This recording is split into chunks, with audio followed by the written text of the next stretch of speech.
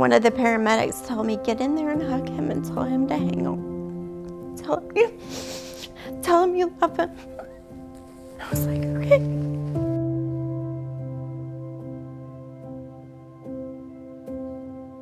And I turned around to one of his friends that were standing there, and I'm like, what did he take? And I'm like yelling it, tell me, what did he take? What did he do? And they said he smoked Delta-8. It was Delta-8, and that's it. They were like, that's all it was. And I was like, what is Delta-8? I've never heard of this in my life. Like, it's a synthetic form of marijuana. And he said, we see this more recently, and we have told these kids that how dangerous this is. He said, it's just as bad as doing any other hard drug.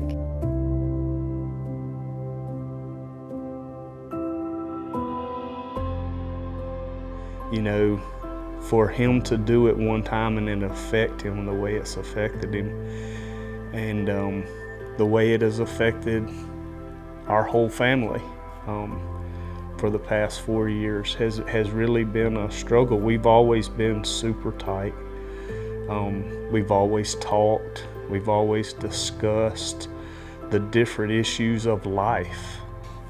Never in a million years did we think marijuana would be the thing that almost killed him and would turn our world completely upside down. Something we just weren't educated on.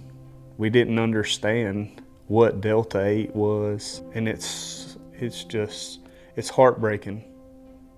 And as a father, it's heartbreaking to me because I should be able to fix it, and I can't.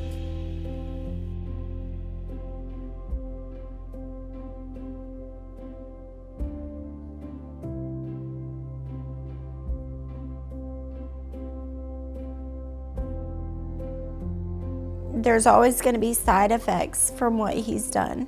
This one time has completely affected him for the rest of his life, no matter what happens.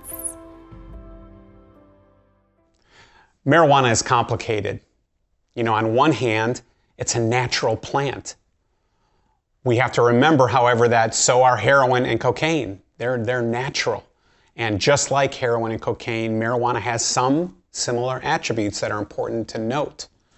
One is that marijuana is intoxicating. It does impair one's driving, working, studying, making family decisions.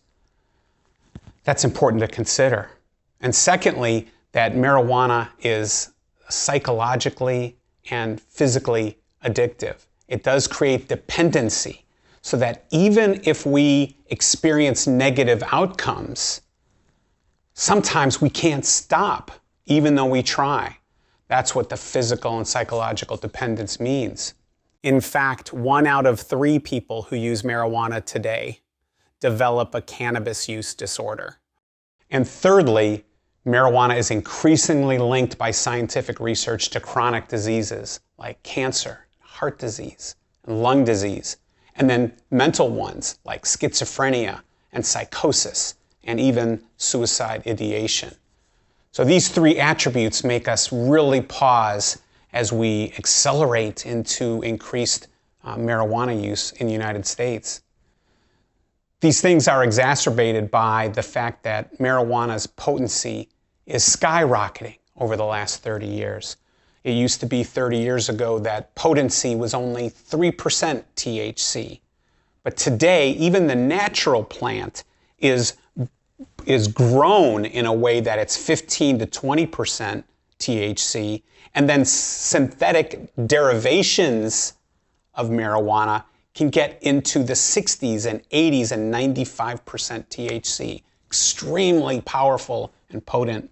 And in addition, the perception that marijuana, there's so much money to be made by corporations and governments, they're rushing to get a piece of that pie faster than science can keep up to get the word out. And even that perception of profitability is tenuous because there are social costs associated with marijuana use and addiction and treatment and car accidents and hospitalizations that the social costs of marijuana, we think, are actually going to outpace the profitability.